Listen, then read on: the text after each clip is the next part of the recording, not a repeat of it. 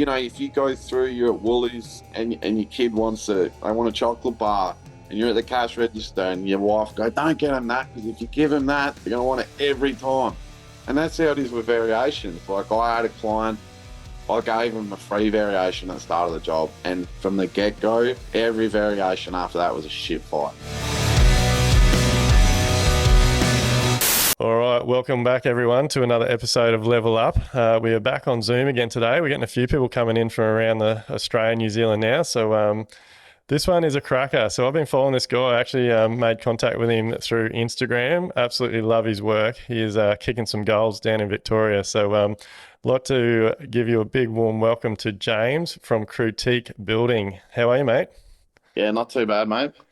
Mate, you're kicking goals down there, like the quality of your work and the jobs you're doing. I see lately you've been in a few magazines, so good on you. Yeah, it's kind of been, it's been a bit weird, like a bit surreal, because like, I guess you don't really sometimes value yourself, and like I was like, oh wow, I won best custom home for under 800,000 a couple of years ago for Master Builders. And then we've been in a few magazines, and I kind of still don't up until recently, didn't really value myself. Like, we do build a product that people will line up to want, just, I guess, because I know it's yourself, and you just don't look at yourself like that, Well, it's hard. It's one of the hardest steps, isn't it, for a builder to go from being that tradie to realizing that you're a professional business offering a quality service. Yeah. It's a big mindset shift. But so James and I have had a fair bit of conversation backwards and forwards over the past couple of years. I think it was probably back when I did a shout out to start that Builders Breakfast group, wasn't it, mate? Like, you teamed up with a few guys down there, and you started your own little group. Before COVID ruined it all, yeah, we used to catch up. I think it was like once a month or something. It was really, really good, because it was probably the first thing that I saw that was like by builders for builders, not like some guy trying to sell snake venom to have you ever worked in the trade? Oh no, but it's still a business. You're like, not really. Yeah. And it was just really good to have someone who was like putting a package out there to help builders that actually you could look at and be like, well, they've actually made it in the industry, so they're probably worth listening to. But how good is it, mate? Like, that was like, I did that shout out. Yeah, I think it was like the Christmas that 2019, just before COVID started, and we ended up with I think over 200 builders in about 13 different groups all over Australia. So just again having that little community and being able to catch up with like-minded people that are interested in running a better business, delivering a quality product to their clients, like it adds so much value, doesn't it? Yeah, and to be honest, it's probably something that in some ways has saved me. Like, you see the pretty photos on Instagram, but at one point I thought I was going to have to sell my house. I was like sleeping with the lights on, and I was in a pretty bad position, and it was probably guys in that group that kind of helped me get through it, and helped me looking at my business from the outside to see the mistakes I was making. And it was like, you'll love it because it's something that you preach, but really I always walked around saying that, a craftsman will never make money. A craftsman's a good tradesman, but they're not a businessman. But I was doing that very thing myself, and I didn't want to admit that I was no longer on the tools. So I was still not really adding the overheads I should have been adding in, and they were chewing out all the profit. And then if you made a loss, you didn't just lose from the profit, you lost from your back pocket. And it wasn't until I started really talking to these guys in that group, and they're like, have you ever calculated your overheads, and figured it out as a percentage to the job? And I was like, yeah, I haven't. I know I haven't. Like, I think they're this, but they weren't even close, It's a bit of it can go both ways with that. Like, it's one of the things we really focus on in Live Like Build. It's when a guys or girls first sign up and join our community, we really dive into understanding their numbers, and we've had hundreds of people do that exercise so far, and mate, there's probably only been 2 or 3 that have even been close to what they should have been charging. But it's hard. Like I did it for years. Like you think you're making money, you hear all these percentages thrown around in the industry, and you start doing that. And when you first do that exercise and you realize what it's actually taking you to get out of bed and run your business each day, it's like holy shit. Like, Yeah. and it's like this clear moment where you're like, that's why I got no cash flow. That's why I got no money. Well, my bank account's not building up. That's why I'm chasing my tail all the time. And it's once you do that exercise, it's like it empowers you. Like Yeah. you can sit at meetings and make educated decisions, knowing that you're not going to lose money. Yeah. Yeah, exactly. And you're surprised that you're still winning the jobs. You're not losing the jobs. And all of a sudden you're not being, coming out at the end of the job and then told by a client that you're 100K cheaper than someone else. Or, I recently won a job where I was the most expensive builder, Yeah. and things like that. And you just got to back like you never lost a dollar from, a job you didn't do. And that's something you just have to remember.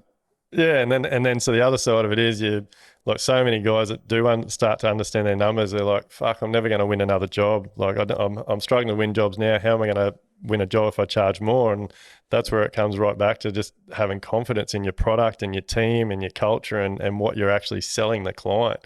Yeah. Like I think so many builders underestimate the service that we're actually giving to our clients. Sorry to interrupt, guys, but we've got to thank our sponsors because without them, we can't keep delivering you this incredible podcast. So, massive shout out to DPS Constructions, Quotees, Live Life Build, and 44 Gallon Films. Make sure you go and check those guys out, support them so that we can keep delivering you this incredible podcast.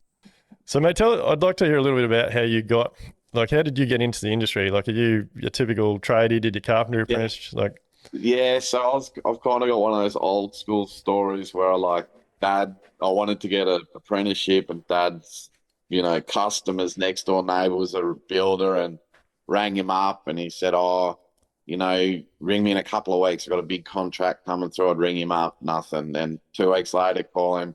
Eventually he asked me to come in, do a trial with him. And I did a couple of days and he put me on, and it just happened that that builder at the time was probably one of Melbourne's best builders. Like this is like in the early 2000s when there was maybe three real high end builders, and they were one of them. And, we were working on like Lindsay Fox's houses and like, Irving Road, Toorak, which is like the most expensive street in Melbourne. We did several homes in there. I did some homes nearly went the length of my apprenticeship. So I kind of fell on my feet getting to work on a job like when you're talking to the builder in your last podcast, where like I worked with carpenters that were 50 years old, and I had to get every tool out for them, put every tool away from them, no back chat. I got all the lunches.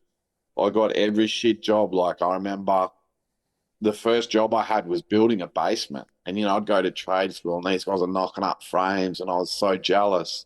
But then later in my time, like I'd build basements. Like I can teach you to build a frame in a couple of, yeah, weeks. But, if you know how to build a basement, you know what I mean? Like I was just yeah. getting this information that at the time I hated, but then later down the track, I was just like, wow, I just learned stuff that just would never have got anywhere else.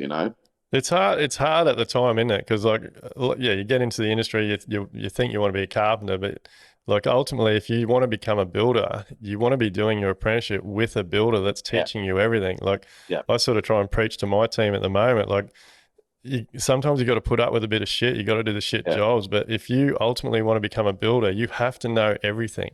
Yeah. And I feel like, especially at the moment, like I think a few of my boys get influenced by mates of theirs that are just throwing frames up for Yeah. volume builders, and Yeah. they're like, "Oh man, my mate's been an apprentice for 2 years and he already knows how to smash a frame up." And I'm like, "Well, yeah, but does he know how to set out? Does he know how to do a slab and footings? Does he know how to do a floor structure? Like, Yeah.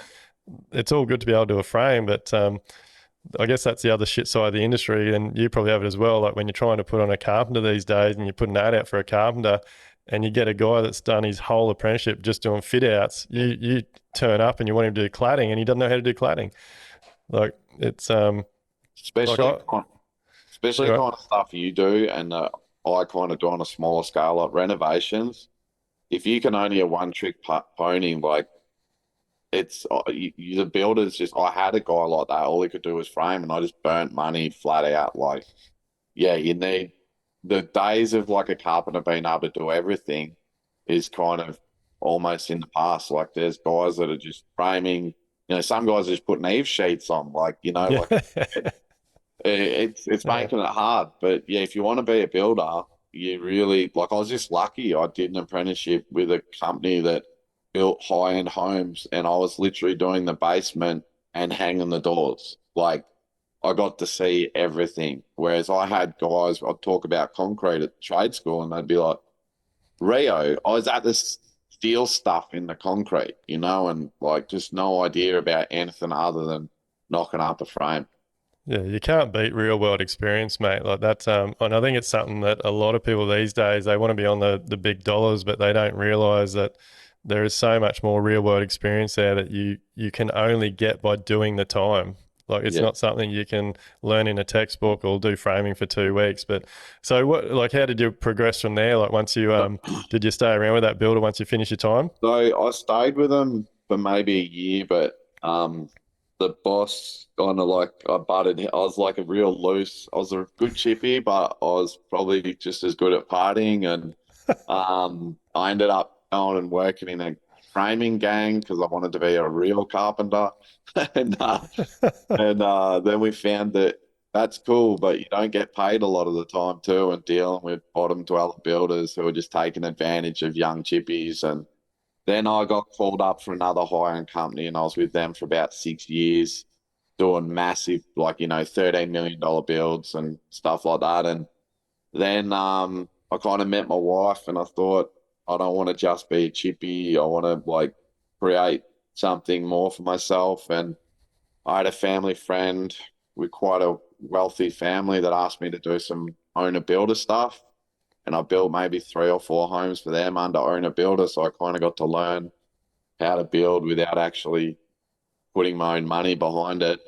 And then I got randomly, a company called me, did I want to get a limited license?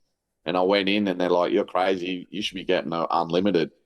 And next, 2 years later, I had my license and did a few small projects, like a few bathrooms, pergolas, and then an architect who I knew hit me up for a big job in Brighton, which I won.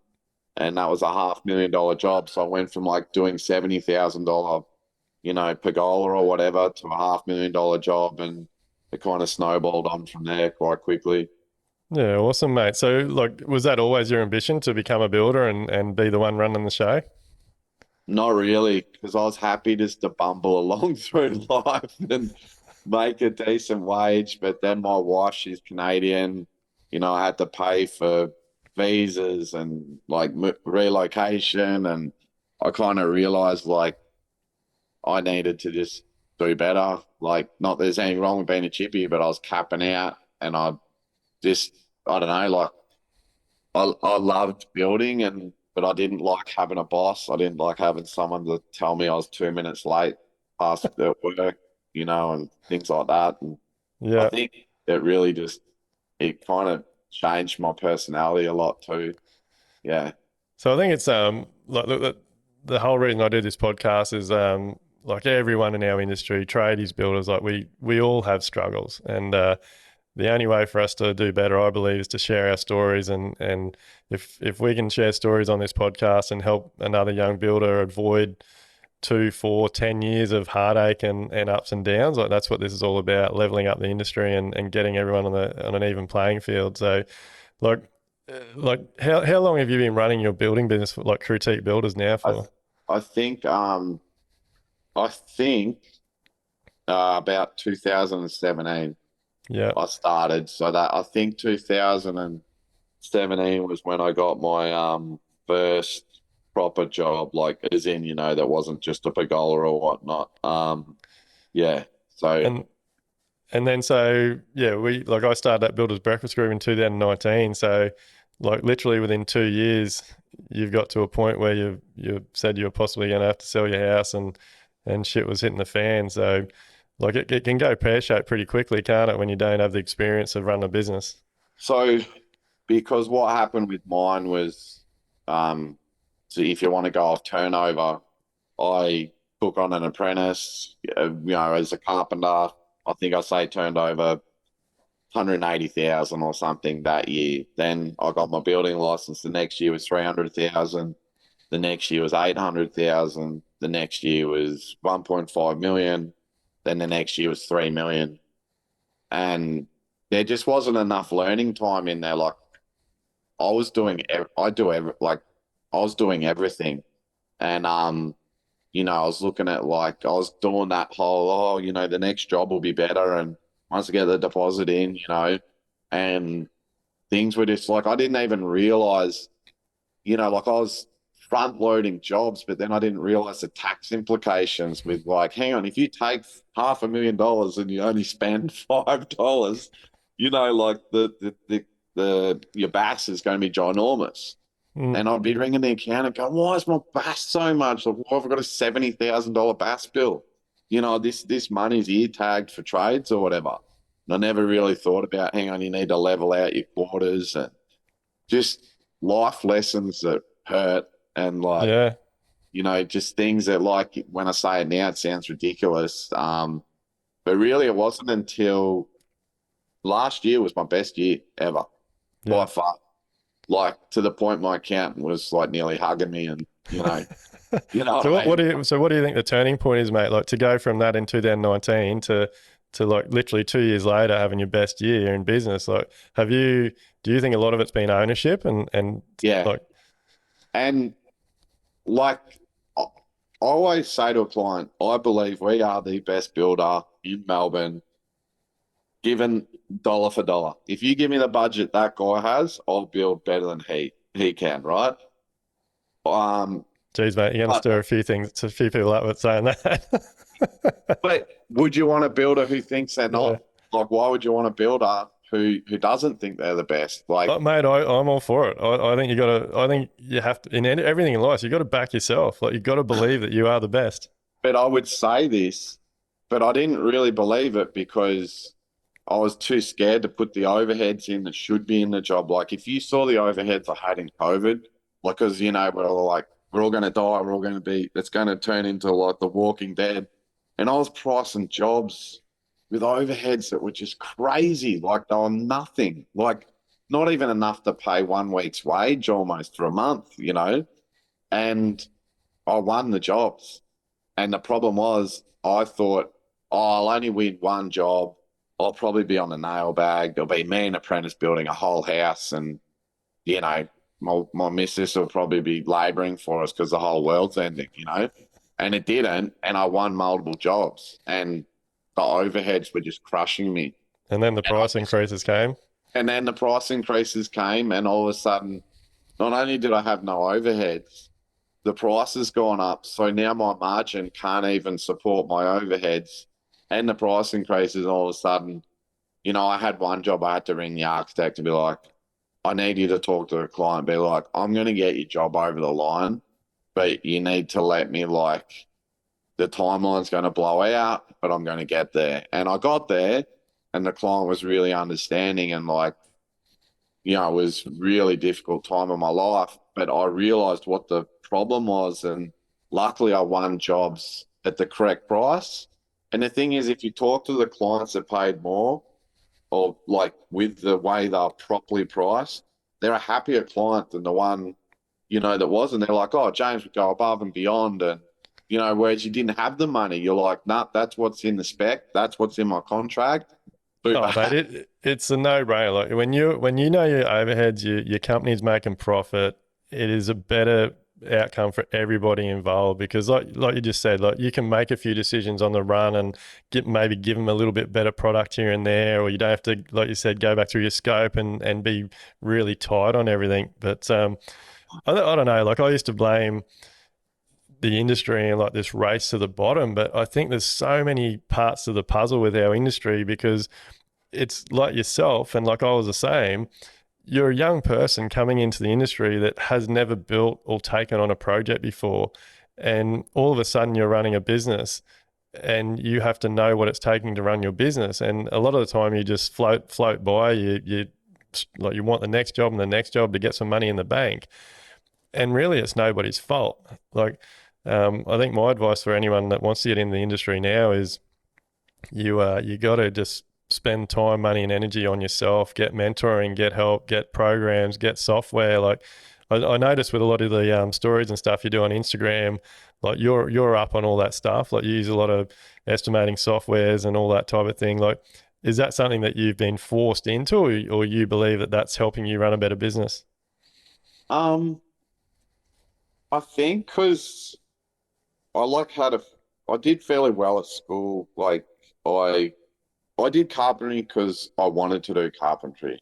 I feel a lot of trades, they become a tradie because they think that's the only option they have. Like not in a disrespectful way, but I, I could have gone to uni, like I got the marks, but that wasn't what I wanted to do. And I kind of knew, like, I treated like being a builder like it's just a big school project. Like, what's going to be the most efficient way of doing X, Y, and Z? And I stumbled across Build Exact, and because I wanted a takeoff tool. But I still talk to guys that are starting out, and they're like, pen and paper, doing pen and paper takeoffs. I'm like, what are you doing? Like that is, it's just like it's going to take you forever, and just trying to like streamline everything. Look, the way our cost track is really old school. Like I literally have a spreadsheet with like every element of the job in it, and every time a dollar goes out, it goes into that element, and I can literally see what is maxed out, what still has money left in it. Because after like having those issues with losing money, it helps me sleep at night that I can look at a spreadsheet and be like, the frame's still got X amount in it, and I reckon there's this much to do, and I've got my Yeah. profit line, everything. It is really double-handed and stuff, and I know you can track on zero, but I just like the fact that I can like look at it and see it. So I kind of be old school in some ways and new school in the others. Yeah. I think it's the best way, mate. But the, Whether it's technology or spreadsheet, like having data that's visual that you can look at constantly. Like every Tuesday we review our numbers, like where every cost is at on every job, what we spent so far. Because exactly like you just said, like you can sit there and go, well, shit, the boys have probably got this much left on framing, or this much left on fit out, or the plaster is nearly done there. And if you need to sort of like the way I look at it is, and especially through COVID, it's what saved us. Like there was things that the prices were going up, and like I knew we were going to lose money on, but because I like we use quotes, it's our own software, but because I quote the job so accurately and have so many line items, I could look through and go, oh well, shit, we've got that much in for scaffolding. I might shop around, see if I can possibly, maybe I can, instead of full height yeah, scaff, I can change the guardrail and some build up, and like we were yeah, doing things like that. So we might have picked up 5 grand here, 2 grand there, which helped cover to something else that had overrun. And without being able to look visually at that data and make those decisions, man, we would have lost quite a bit of money on a few jobs through COVID, especially with all the price increases. yeah. And also, what it saved me with, which was what I love it with, is when tradies put variations in, because I'm putting them all in my spreadsheet. I, it's hard for someone to, not saying they do it on purpose, but double up. Like I've had to ring a plumber before and be like, you charged me for that back on the 23rd of the blah blah because it's in my spreadsheet already. A lot of tradies are very blasé Yeah. with their billing, and some jobs go for a year, and and it's helped me with like, hang on, why is this bill 25 grand, but my line only says 22? Go back to their quote. Hang on, mate. Um, it's had a lot more benefits, but it helps me sleep at night. So that's why I do it as well. Yeah, I mean, good I've on you. I think data is so overlooked in for builders, mate, and it's such a powerful tool to have on hand to regularly review. So so mate, look, you got into the industry. You've been through a few ups and downs. Like you're back on track now. Like Yep. you're doing some incredible homes. Like some of the stuff you're doing down there in Melbourne's unreal, and especially like the tricky sites you have. Bloody, I see these extensions you're doing out the back of homes and tight Yep. access and bloody ripping roofs off and all this sort of shit. Like, did you do much of that through your time, or have you had to sort of Yeah, adapt to the work you're doing? Like, I was lucky. So most of the stuff that I did a lot of new homes, but also did a lot of like heritage. Like I did an 1860. home, estate home in Melbourne. It's one of the most expensive homes in Melbourne. I spent 3 years there restoring it, and I did a lot of period renovations, like extensions. So cutting into old roofs, and that was nothing new for me. And my carpenters, some of my carpenters are from that industry as well. So I kind of just know it like from when I was a chippy. Like I can kind of look at an old home and be like, it's going to be a pitch and prop roof. It's going to look like this. So when we cut in there, this is what's going to need to be done. Um, and yeah, so those kind of things are not daunting for me, but sometimes I do walk on the sites and think, I don't even know how we built this. Like, Yeah. yeah, But like I know you talk about it a fair bit in your socials. Like I love how you like I do it as well. Like I believe like a client can't just try and get three quotes from three builders because if a builder doesn't have experience in the type of job they're doing, it's not apples for apples. It's not 9 times out of 10 it's going to end in disaster. It'll take 3 times longer than it was meant to. There'll be variations all over the place. So like I love what you talk about, and I think it's really important for clients. Like you have to find a builder that is building the type of job you want. yeah. Like if otherwise it's just not going to work. No, that's right. It's like, and that's this silly thing about it. Once you explain it to people, they really kind of understand it. But I'm quite lucky now. A lot of people that I build for, they just want me to build their house and not like really shopping around. They've been recommended me and they're going with me. But even when I'm selling it to people, like, you don't go to Hyundai, BMW, and Mercedes and then try and play BMW and Mercedes against Hyundai. They just tell you to like, we'll see you later. But for some reason in the building industry, clients seem to think at the start, oh no, you can buy the Hyundai, but you'll get a 7 Series BMW. You don't get a Honda, you know. And that's one thing that I find it easiest to explain to people when you go back to cars and stuff, and they're like, oh, that makes sense. Like, why would you think that just because there's three builders, if one guy's 100 grand cheaper than another guy, A, is he even got the price right, and B, is the quality of build going to be this like for like? Like I always say to people, unless you've got documentation that's 2 inches thick, if you give three builders same set of plans, I guarantee if they build them all side by side, you'd have three completely different homes. Yeah, 100%. I love it, mate. But it's just I don't know. Like you can't blame the client. Like a Ah, client thinks a house is a house. Like they don't understand the detail and what's involved with it, and it goes far more than just the type of builder. Like even your team.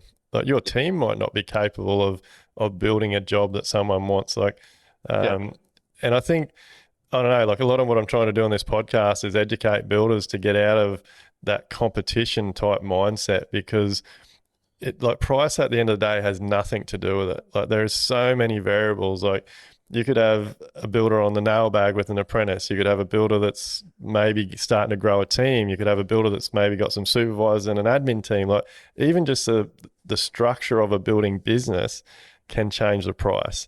And then on top of that, you get into what we're talking about, like the level of experience and whether that builder's a volume builder that just smashes out frames and builds a house in 12 weeks, or he's a builder like yourself that some jobs can take up to 12 months. Like it's chalk and cheese. yeah, and that's what I say to a lot of clients too. Is like when they're talking about when you kind of get the feeling they're price checking or doing stuff like that, go, yeah, but one builder could be 100 grand before he even starts your job. If he's got a full. Some builders have their own accountants, their own bookkeepers, their own lawyers. Yeah. Hey, you're paying for that, but then there could be, as you said, an old school builder who's just got the one apprentice, one carpenter on the nail bag, build your house from start to finish. Obviously, he's going to smash that other guy on price, but it's a different product. Yeah.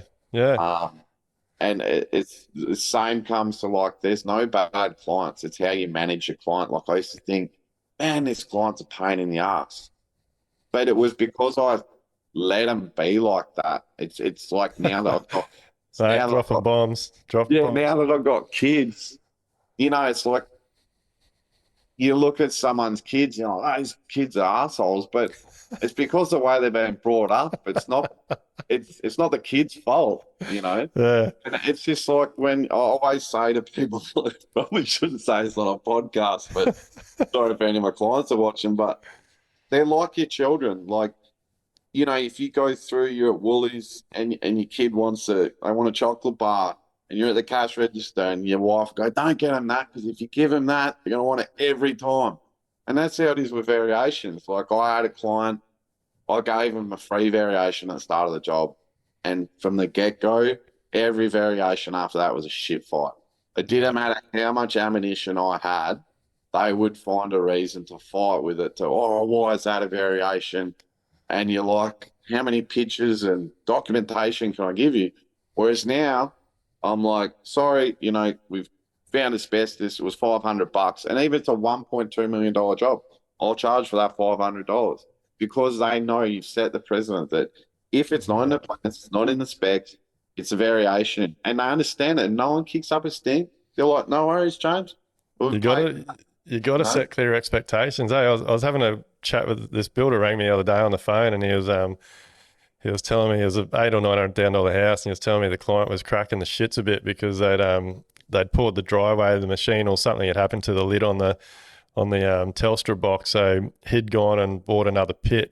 It was $300 or $400, and then he'd sent the client the variation. I'm like, mate, that's on you.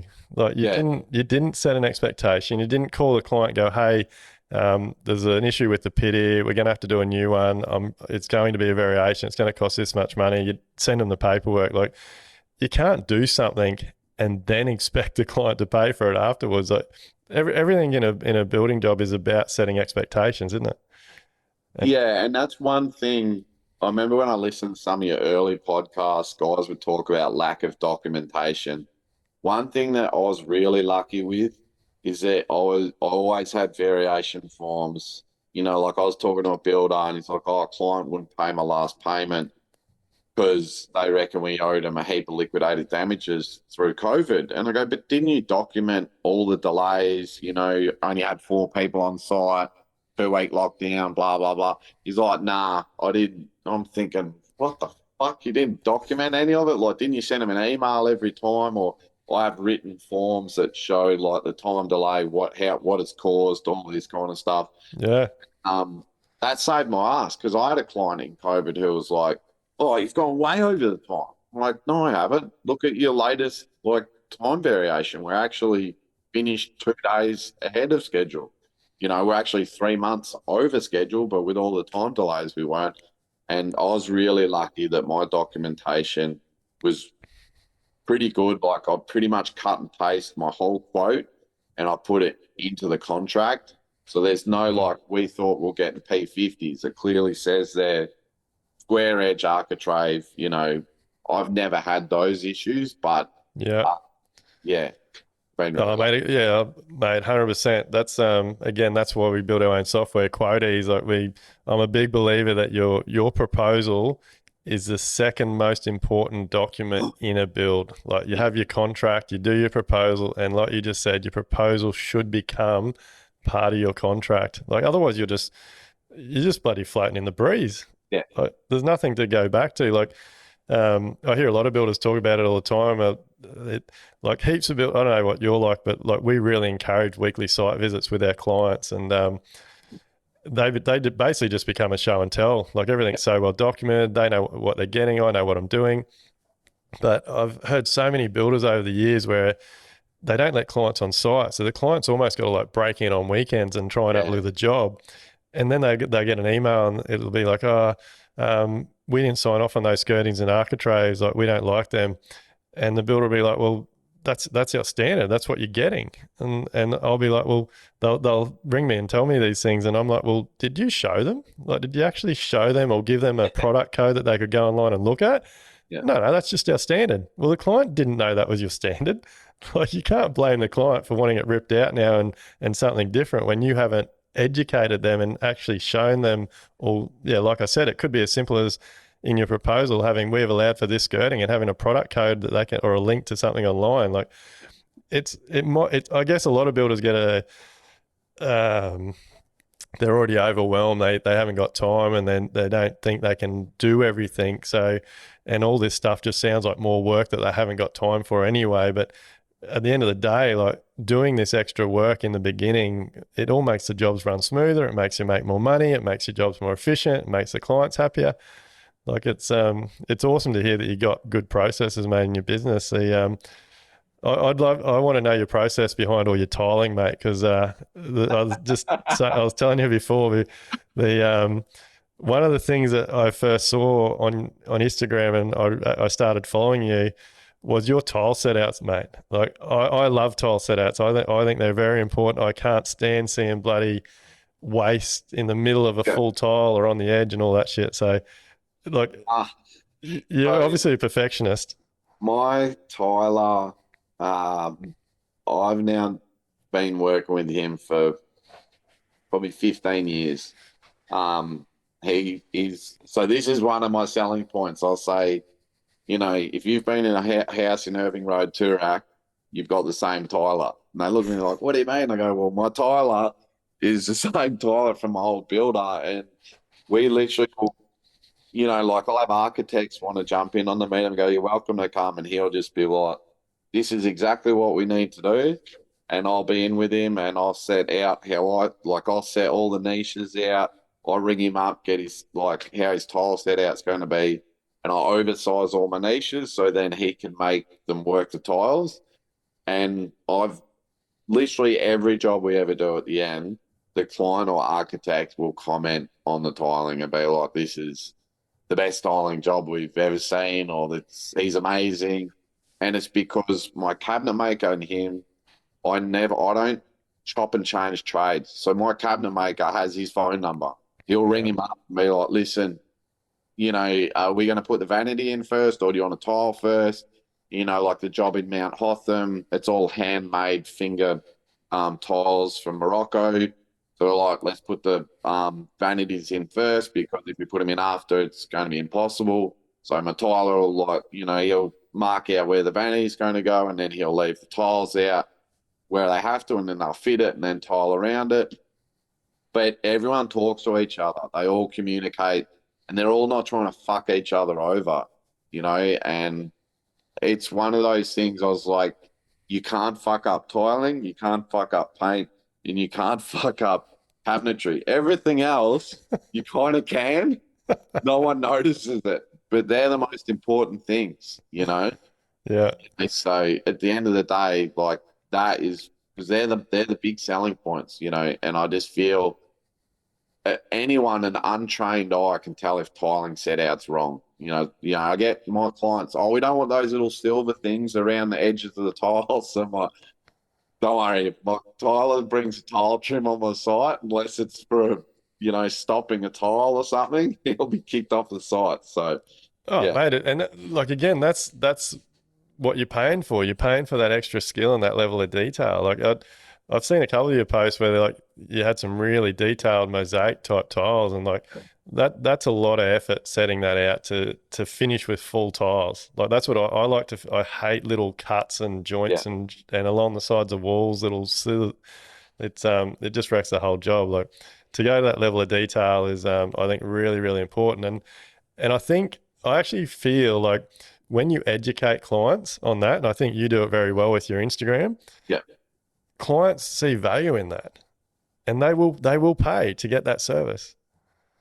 Yeah, that's right. Like, so I started off Instagram as a bit of fake it till you make it because I was like, shit, how do I become a builder? So I started doing all the stories and I had this one big job in Brighton and I just flooded my Instagram with this job and I started getting a lot of followers when it was a lot easier to get followers. And then I noticed that, hang on, the clients love this. They I don't even, one of my clients, I haven't had a site meeting with them, even though we just kind of said it's not a good thing for weeks. Because they're like, well, we see it all on your Instagram and they trust me and they're like, it's at frame stage, or they'll come through out of interest.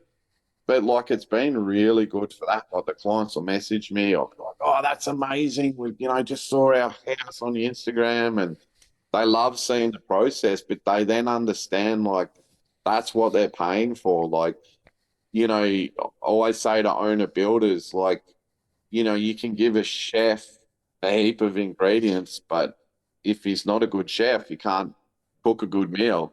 It's just like you can have a heap of good trades, but if they're not directed and they're not, you know, made as a team, you won't get that product. Like you just won't get that, like where the cabinetry looks like it grew in the house, not like someone's just plonked a cabinet, a kitchen in the corner of the room. And that's what I feel like you get when you use a good custom home builder is that from base stage, they're thinking about how's this going to work? Like, how's the tile set out going to work? How are you going to integrate the cabinetry in with the stone, with the tiles, so it doesn't just look like each person come in, did their job, and that was it.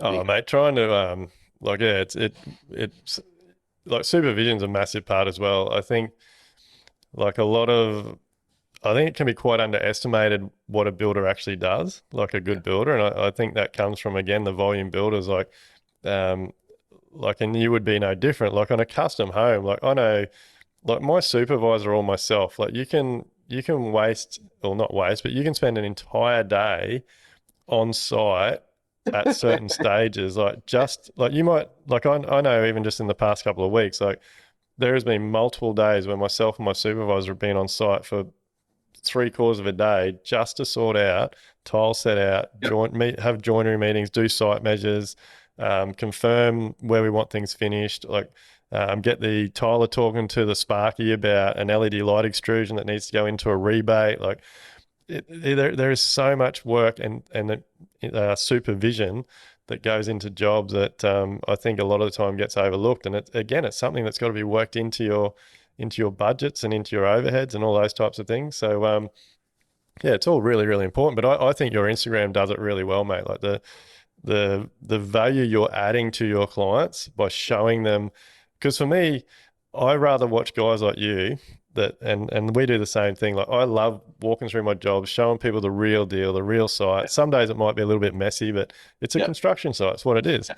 Rather than just seeing the pages Pretty of fun. just pretty photos, fluffed up pillars like pillows. They tend to have more followers, but I actually feel that those builders actually have more problems because clients they don't know all the behind the scenes and Yeah, they can end up digging themselves a hole because the client just expects everything to be not just a build, but they expect the whole experience to be perfect.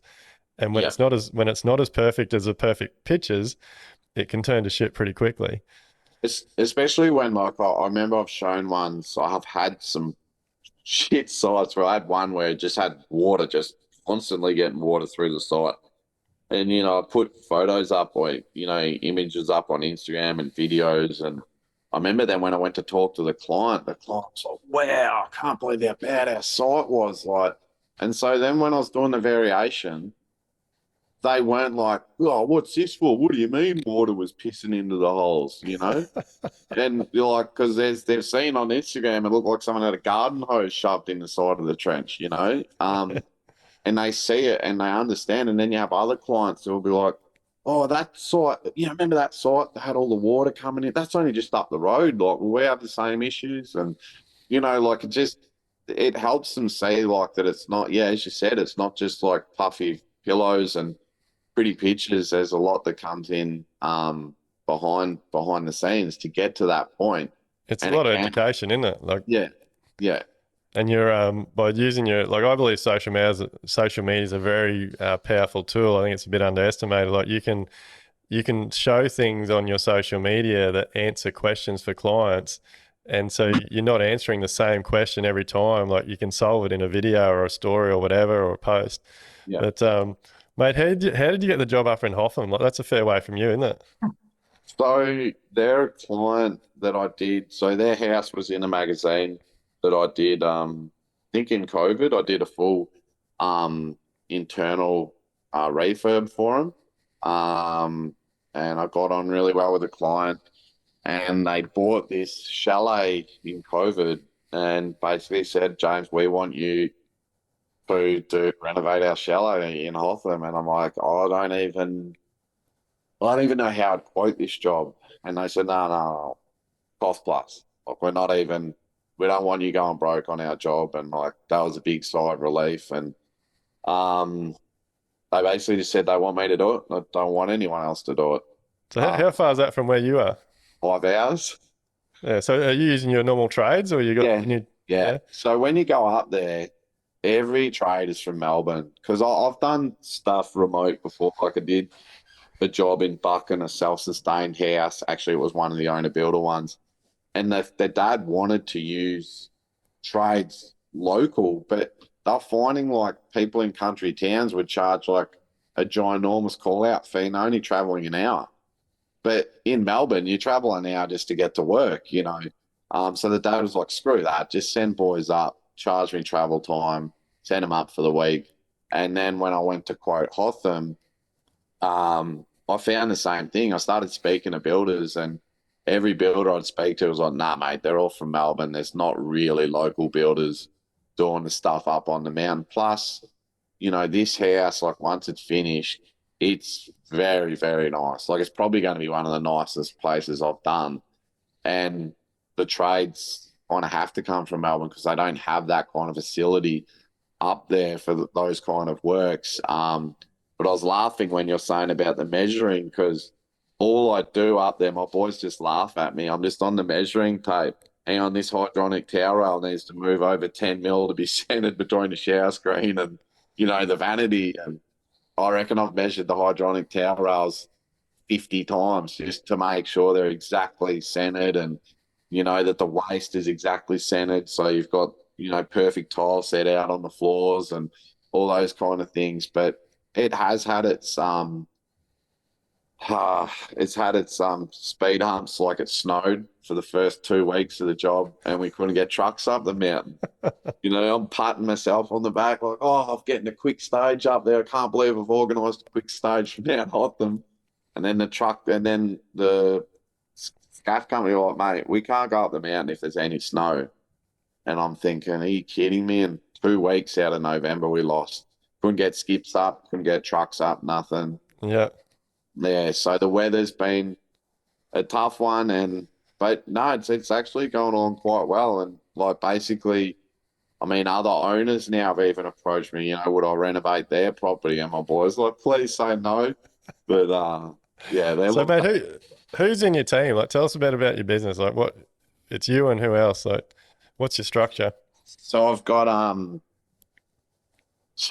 two head chippies, which are really, really good carpenters. Like they can do everything. Like I could pretty much, like you could almost leave their own devices. They know exactly what I want. They know exactly.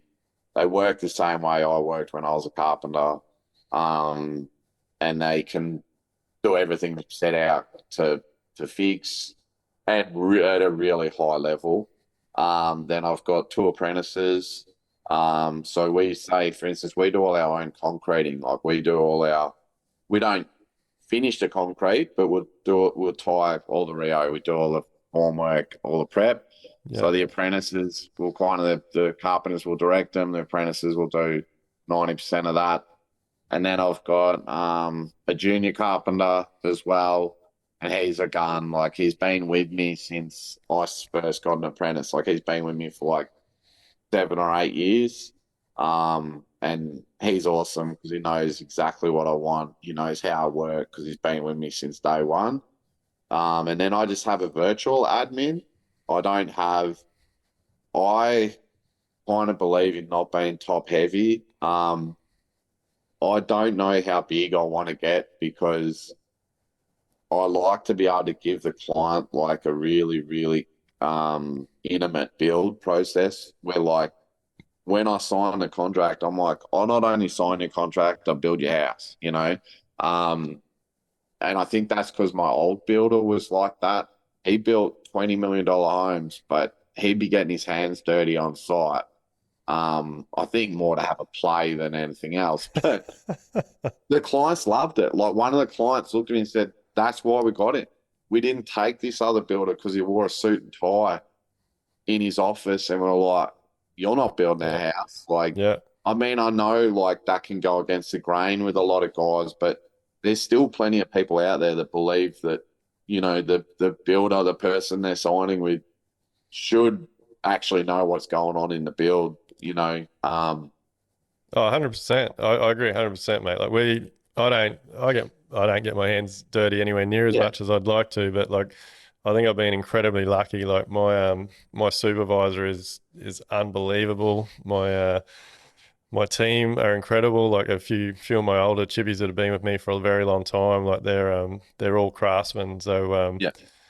I think that's really important, and I think in the work that we do and you do, like, and the money that people are spending, like, it is very personal. Like they want to know that what they're asking for and the expectations they're expecting are getting met. And like I make sure I do all my client meetings myself. We like it is very personal, and I do think it really helps build those connecting relationships. Like you're not, it helps with everything. It helps with getting paid. It helps with like handling defects at the end of the job. It helps with referrals, like all that type of thing. I think having those personal touches is really important. I know we get a lot of work from because like you'd know, like females tend to make 80% of the purchasing decisions when it comes to building and renovating. So like we get a lot of work because like I've got two girls in the office, and myself and my team are very accommodating, like, to females. We don't mind females being on our site. We talk to them appropriately. We deal with them and we respect them. I think a lot of builders, even when it comes to that sort of thing, they can lose work because they don't communicate or respect a female's opinion or input. I think they like I've heard stories where builders will only communicate with their husband. Like Yeah. you can't be like that in this day and I age.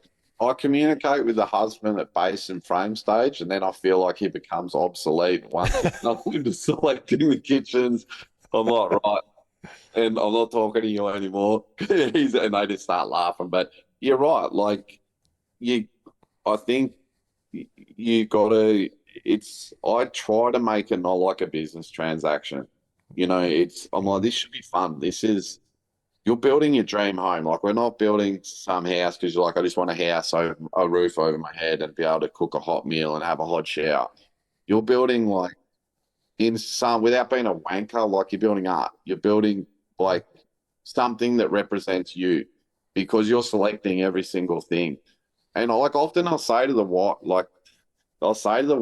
I'll go, do you reckon we need interior design? I go, maybe, but like have fun with it. Get your girlfriends involved. Like, just don't delay me. But like, but get an interior designer. But yeah, put some of your own because there's nothing more satisfying than seeing the clients when they step back.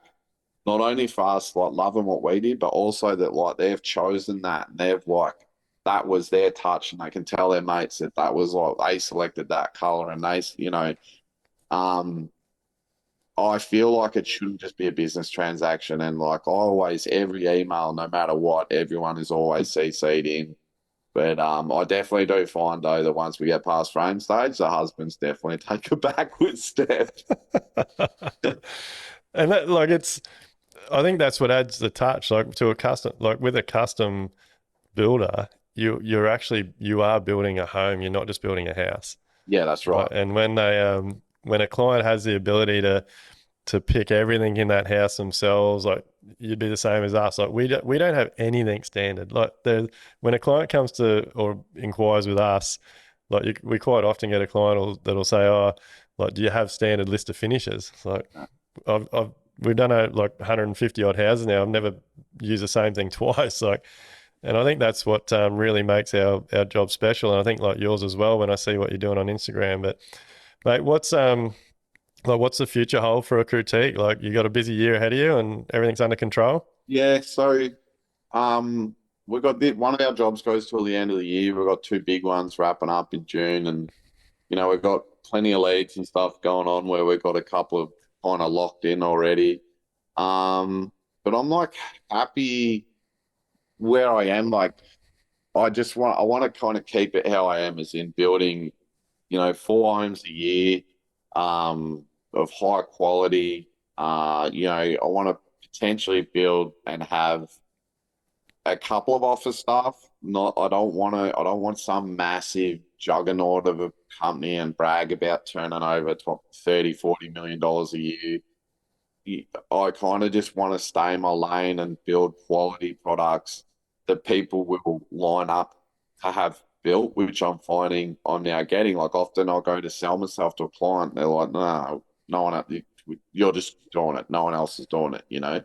Um, and yeah, just keep going onwards and upwards and probably keep learning from my mistakes and basically streamlining it to the point where those losses that you used to get in the past, like I don't really get them anymore where I'll go, geez, I just lost 10 grand in one hit. Like streamlining the company to the point that it's like it just hums along and you're not copping those losses and those sleepless nights that I used Yeah. to have, say, 2 years ago. So so working more on the business now, like Yeah. you've got your team and you've built your reputation now. Now it's time to focus on the business. Yeah, that's right. Yeah, to cut it down. Yeah, exactly. But I'm not, I look at some builders and they're so top heavy, and you're just like, man, the industry's only got to sneeze and you're fucked. Like, Yeah, yeah, I mean, I'm not saying like I just basically want to be in a position where I can kind of roll with the punches and just do what I'm doing, just building quality products. And it would be great to build the company to a point where I can step back a bit, but I don't want to do that and lose like the quality and all that kind of stuff as well. yeah, mate. What's some advice like? So for anyone out there listening, I guess more so builders, maybe tradies, but Yeah. like, I guess what's your three top things? Like seeing coming through the experiences you've had and where you've like the difficulties and things. Like if there's someone out there that's having similar issues or even starting out, what's your three top things to get in a good position and have a successful business? Um, I think presentation, like from the get go, like the second I became a builder, I pushed like my logo, I trademarked my name. I made sure all my um, sites were very obvious. It was a critique site. My car was stick it up. I was always well dressed. All my carpenters had to wear our gear because I'm like, the owner is paying critique. If you just got guys wandering around the building site, they're like, why aren't we just paying them, And to brand yourself, so to make a brand where people are like, we want critique building our house, not like Yeah, we want James, I want critique. So that it was making a brand, and that was one of the things I learned from. I had some very successful mates with online businesses, and it was all about building the brand. Like, whereas a lot of builders, they kind of, they're like a person, but the problem is like you'll cap out because people are like, I want James building a house. I used to get people in the early days, oh, but we want you building it like physically. So like building your brand, but then also I think one of the biggest ones is knowing your worth. And, like I had a builder recently say to me that he was cutting his overheads. And I'm like, no, dude, he's like, I'm going to just wrap him into my profit margin. And I'm thinking, dude, I was like, dude, that's how I nearly went broke. Like, please do not do that. Like, understanding your worth and being and like knowing what it costs to run the business, because there's no point winning a $500,000 job if it's going to cost you money, and you may as well just worked on the tools and done the odd Saturday for someone else.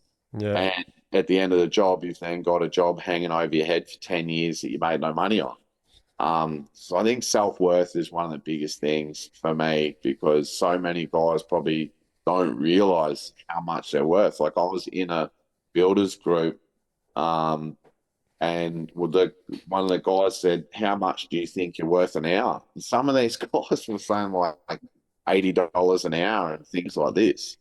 And you're just like, why would you say you're $80 an hour? Like you may as well just go work on the tools for someone.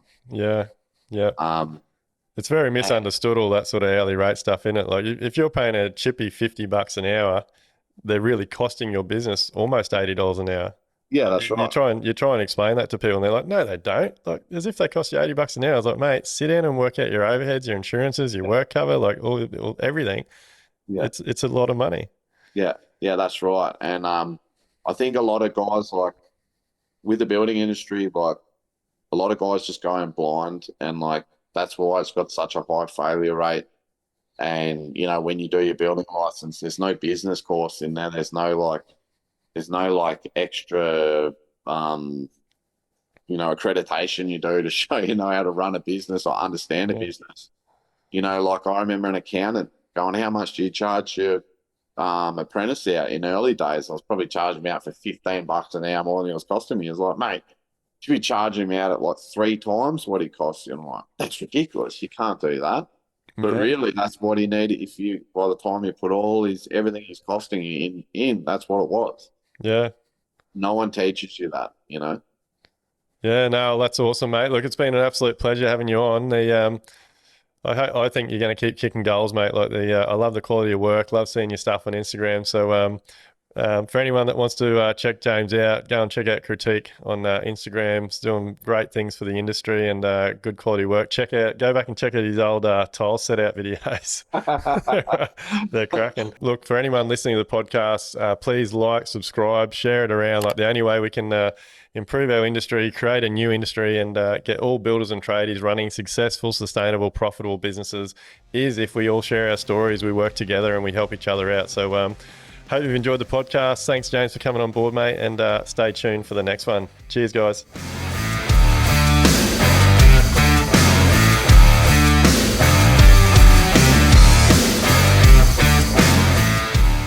Everything discussed during the Level Up podcast with me, Duayne Pearce, is based solely on my own personal experiences and those experiences of my guests. The information, opinions, and recommendations presented in this podcast are for general information only, and any reliance on the information provided in this podcast is done at your own risk. We recommend that you obtain your own professional advice in respect to the topics discussed during this podcast.